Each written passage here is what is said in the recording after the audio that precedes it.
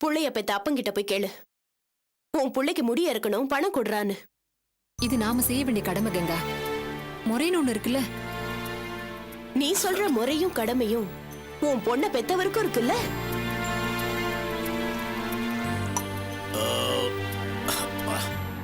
தைலா, பொங்கல் சாப்பிட்டது ஒரே மந்தமா இருக்கு. காப்பி எடுத்துட்டு ஹாலுக்கு வா.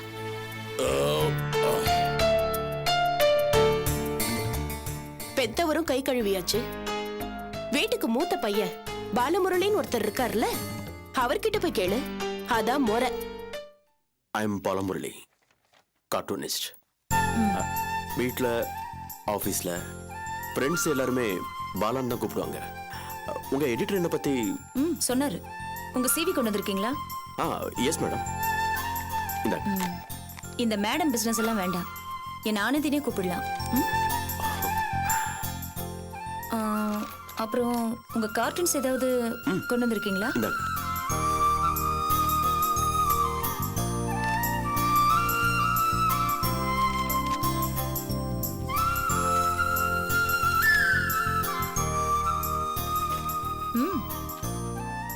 நல்லா இருக்கு, பரவாயில்ல. எத்தனை வருஷமா கார்ட்டூனிஸ்டா இருக்கீங்க? காலேஜ் டேஸ்லேருந்து கிறுக்க ஆரம்பிச்சிட்டேன். காலேஜ் மேக்சின்ஸில் ஆரம்பித்து ப்ரொஃபஸர்ஸ் அப்புறம் லெக்சரர்ஸ் எல்லாம் கிண்டல் பண்ணி போர்டில் வரைஞ்சி வைப்பேன். அப்போ ஆரம்பித்த பழக்கம். ஓகே, அந்த டேஸ்ல எல்லாரும் பண்றது தானே?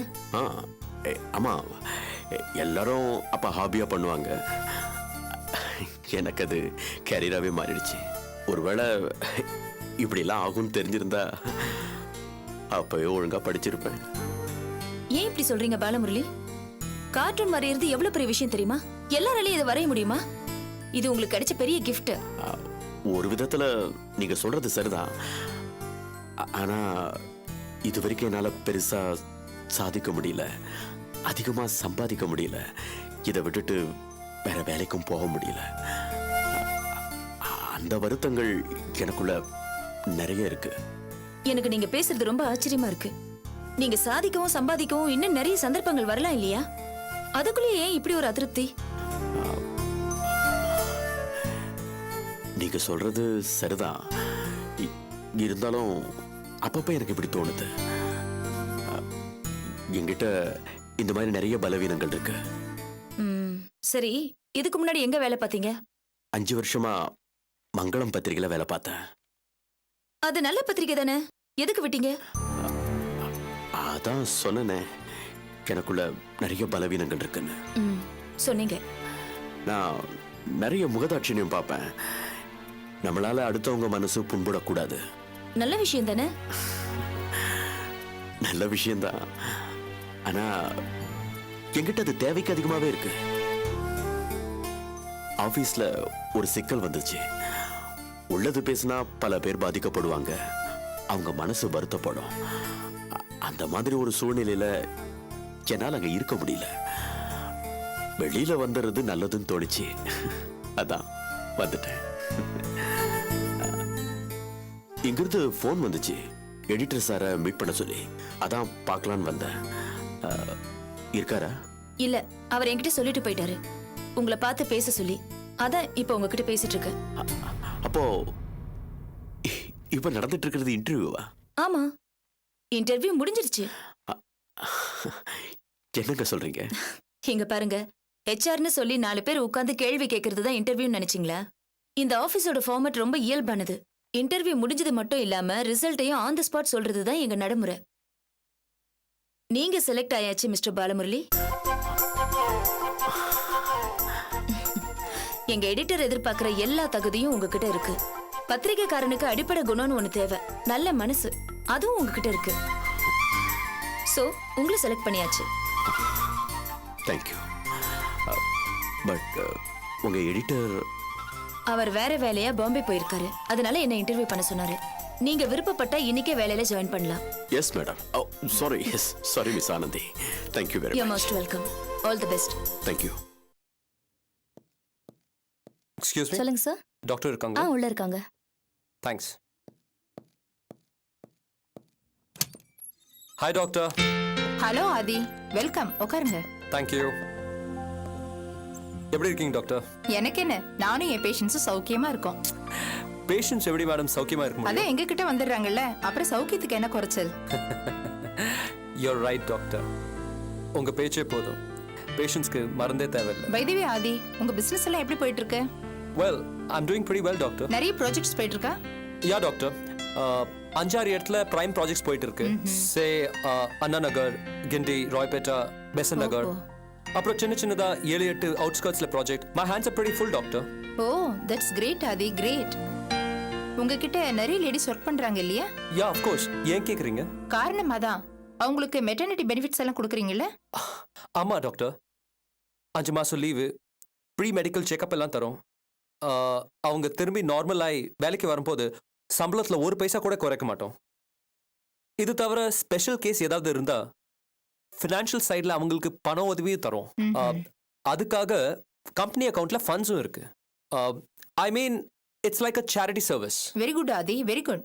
கர்ப்பமா இருக்கிற ஸ்டாஃப் மேல நீங்க காமிக்கிற அக்கறை உண்மையிலேயே பாராட்டப்பட வேண்டியது. Mention not. ஆனா அட் தி சேம் டைம் உங்க ஒய்ஃப் மேல அதுல கொஞ்சம் அக்கறையாவது நீங்க காமிக்க வேண்டாமா? டாக்டர், சாரி ஆதி, உங்க பர்சனல் விஷயத்தை பத்தி பேசுறேன்னு தயவு செஞ்சு நீங்க தப்பா நினைக்காதீங்க.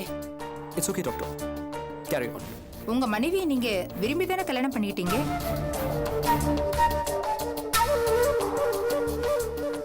S yes doctor. பின்ன என்ன ப்ராப்ளம் உங்களுக்கு? அவங்க கன்சீவா இருக்கிற இந்த நேரத்துல ஏன் இவ்வளவு அக்கறை இல்லாம இருக்கீங்க? நான் அக்கறையோட தான் இருக்கேன் டாக்டர். நோ மிஸ்டர் ஆதி, அவங்களுக்கு எத்தனை மாசம் கூட உங்களுக்கு தெரியாது. டோன்ட் மிஸ்டேக் மீ ஆதி, உங்களுக்குள்ள ஏதாவது பிரச்சனையா கூட இருக்கலாம். எனக்கு அதை பத்தி ஒன்றும் தெரியாது. பட் மை பாயிண்ட் இஸ், கர்ப்பமா இருக்கிற பொண்ணுங்க மேல நம்ம அதிக சிரத்தை எடுத்து கவனிச்சுக்கணும். அவங்க உங்க குழந்தைய வயித்துல சுமந்துட்டு இருக்காங்கிறத நீங்க மறந்துடக்கூடாது. It's also your responsibility. அதை நீங்க தட்டி கழிக்க முடியாது, கூடாது. குழந்தைய பெத்தெடுக்கிறது ஒரு தாயோட கடமைனா அவளையும் அந்த குழந்தையும் அக்கறையா பராமரிக்கிறதும் அன்பு செலுத்துறதும் பாதுகாப்பு தர்றதும் அப்பாவோட கடமை இல்லையா? உங்க மிஸ்ஸஸ் நேரத்துக்கு சாப்பிடுறாங்களா, சத்தான ஆகாரங்கள் எடுத்துக்கிறாங்களான்னு நீங்க தான் கவனிக்கணும். அது தவிர ரெகுலர் செக்கப்புக்கு நீங்க தான் அவங்கள கூட்டிட்டு வரணும். மிஸ்டர் ஆதி, கர்ப்பமா இருக்கிற டைம்ல பொண்ணுங்க மனசுல குழப்பம், பயம் எல்லாமே இருக்கும். அந்த மாதிரி நேரத்துல ஹஸ்பண்ட் தான் அவங்களுக்கு அனுசரணையா இருக்கணும். இப்போ உங்க ஒய்ஃப் ரொம்ப அனிமிக்கா இருக்காங்க, அது உங்களுக்கு தெரியுமா? தொடர்ந்து இந்த மாதிரி இருந்தா ரொம்ப ப்ராப்ளம் ஆயிடும். நீங்க தான் அவங்கள கவனிக்கணும். சாரி ஆதி, நான் கொஞ்சம் அதிகப்படியா பேசிட்டேன். ஏன்னா உங்க மேல இருக்க அக்கறை, உங்க குடும்பத்து மேல எனக்கு இருக்கிற மரியாதை, அதனால கொஞ்சம் உரிமை எடுத்து பேசிட்டேன். தயவு செஞ்சு நீங்க தப்பா நினைக்க வேண்டாம்.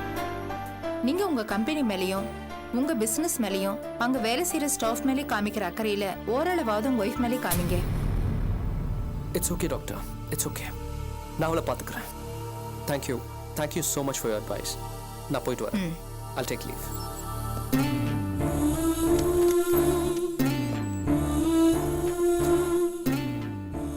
சொல்லுங்க டாக்டர். என் குழந்தை ஆனா பொண்ணான்னு தெரிஞ்சுக்கிறதுல என்ன இருக்கு டாக்டர்? குழந்தை நல்லா இருக்குல்ல டாக்டர்? குழந்தை நல்லா இருக்குங்க. அது போதும் டாக்டர். டாக்டர், என் குழந்தை என்ன மாதிரி இருக்கா இல்ல என் வைஃப் மாதிரி இருக்கா? அதெல்லாம் ஸ்கேன்ல தெரியாதுங்க. ஓ ஆமா, தெரியாது, அப்படித்தானே? டாக்டர், குழந்தை என்ன மாதிரி தான் இருக்கணும், ஆனா கண்ணு மட்டும் அவங்க அம்மா மாதிரி இருக்கணும். வேடிக்கையான மனுஷன் சார் நீங்க. சரி வாங்க.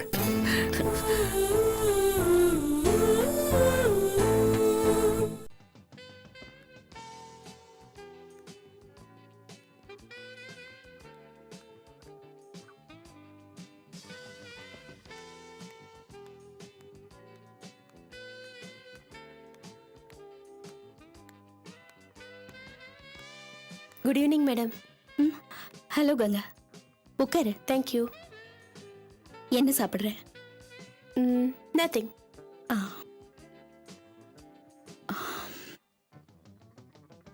மேடம், என்ன விஷயமா கூப்பிட்டீங்க?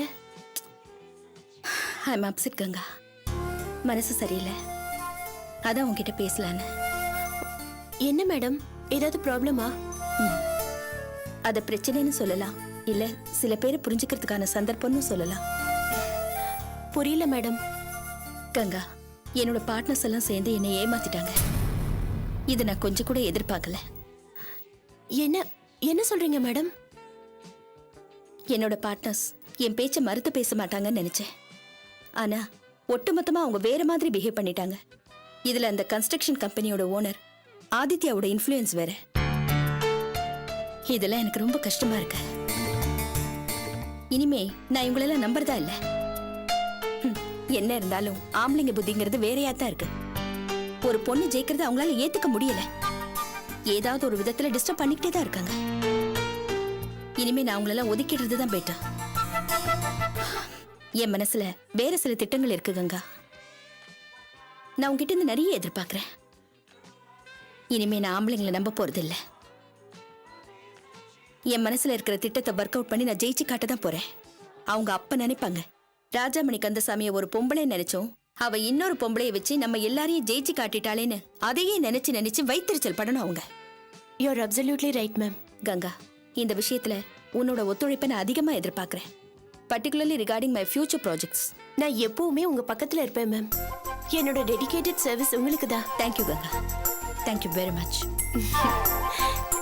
என்னை இவ்வளவு முக்கியமா நினைக்கிறதுக்கு நான் தான் மேம் உங்களுக்கு தேங்க்ஸ் சொல்லணும். It's okay. Excuse me madam. Yes, Shakuntala madam லைன்ல இருக்காங்க. கொடுங்க. Hello, hold on the line please.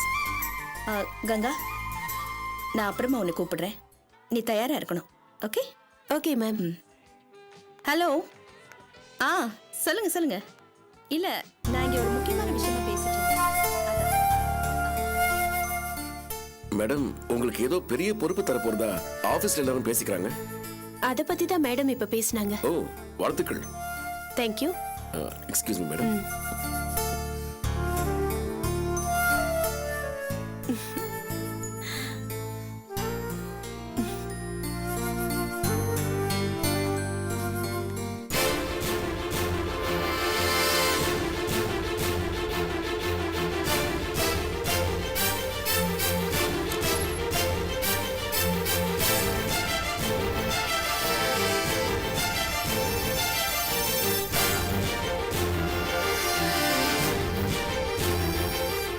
Ganga, oh, நீங்களா? இப்பதான் மேடம் உங்களை பத்தி சொன்னாங்க. அவங்கள நீங்க சீட் பண்ணிட்டீங்களாமே? அவங்க சொல்லுவாங்க. அதை விடுங்க. உங்ககிட்ட நான் கொஞ்சம் தனியா பேசணும். என்கிட்ட பேசுறதுக்கு என்ன இருக்கு? ஒரு முக்கியமான விஷயம். Please 5 minutes. Please come.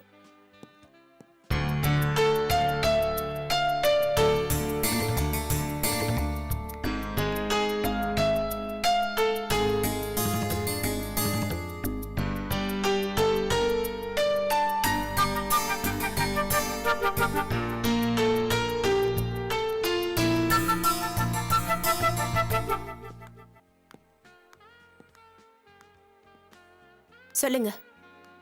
Rajamani மேடத்துக்கும் எங்களுக்கும் ஒரு பெரிய இடைவெளி வந்துருச்சு. தெரியும். சோ நாங்க தனி ப்ராஜெக்ட் பண்ண போறோம். நீ எங்க கூட வந்துரு. நீ வரணும்னு நாங்க விரும்புறோம். சாரி, எனக்கு அதுல ஆர்வம் இல்ல. நான் மேடத்தோடயே தொடர்ந்து இருக்கணும்னு விரும்புறேன். இத பாரு, நாங்க நல்ல சம்பளம் கொடுக்கறோம். நீங்க சம்பளம் மட்டும்தான் கொடுப்பீங்க. ஆனா ராஜாமணி மேடம் எனக்கு முக்கியமான பொறுப்பை தர போறாங்க. சொல்ல போனா அவங்களோட ஃபியூச்சர் ப்ராஜெக்ட் பண்றதுக்கு என்னதான் மலை போல நம்பியிருக்காங்க. நான்சென்ஸ். அப்படின்னு யார் சொன்னது? ராஜாமணி மேடத்தோட பேச்சுல இருந்தே புரிஞ்சுக்கிட்டேனே. You are mistaken. Ganga, Rajamani madam ஒரு நாளும் உன்னை பெரிய இடத்துல வச்சு பார்க்க மாட்டாங்க. அவங்க அபிக்கு தான் முக்கியத்துவம் கொடுப்பாங்க. அவங்க உங்ககிட்ட பேசுனது கூட அபிய மைண்ட்ல வச்சு தான் பேசியிருப்பாங்க. அபியா? ஆமா, அபிநயா. அபி கன்ஸ்ட்ரக்ஷன் ஓனர். ஆதி மாதிரி ஒரு பெரிய பிசினஸ் மேன எதிர்த்து தொழில் பண்ற ஒரு கத்துக்குட்டி. அவளைத்தான் நம்புறாங்க. இப்ப கூட அபி கூட பிசினஸ் பண்றது இல்லைன்னு வெளியில சொல்லிக்கிட்டாலும் அபிக்கு தான் ஃபேவரா பண்ணுவாங்க. நான் அப்படி நினைக்கல. என்ன கன்ஃபியூஸ் பண்ண முயற்சி பண்ணாதீங்க. ஐ அம் வெரி கிளியர். இல்ல, அவங்க அபிக்கு தான் இம்பார்ட்டன்ஸ் தருவாங்க. இத பாருங்க, யாருங்க அந்த அபி? Who the hell is she? யாருன்னே தெரியாத ஒரு ஆளு இத்தனை நாள் சர்வீஸ் பண்ண என்னோட வாய்ப்பை அவளால எப்படிங்க தட்டி பறிக்க முடியும்? நான் உங்க வார்த்தையை நம்ப தயாரா இல்ல. உங்க ஆஃபரை ஏத்துக்கவும் தயாரா இல்ல. I am sorry. Anyway, all the best.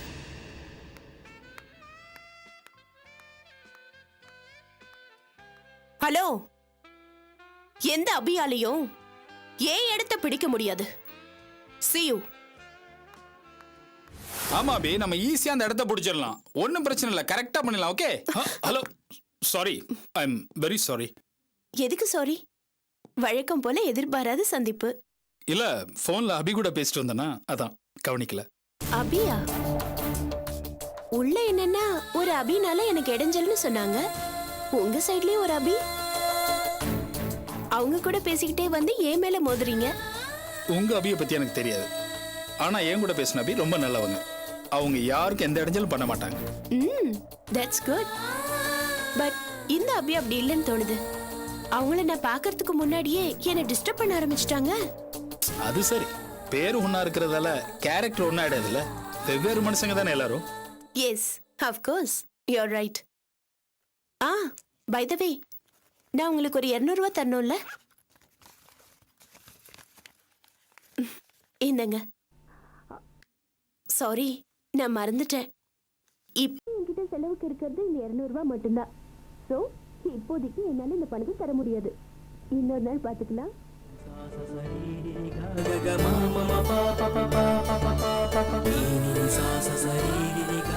Hello. அபி. ஒன்றும் இல்லை. ஒருத்தங்க வந்து மோதிட்டாங்க. இல்லை, ஜஸ்ட் நடந்து வந்தவங்க. ஆமாம். ஓகே. ஓகே.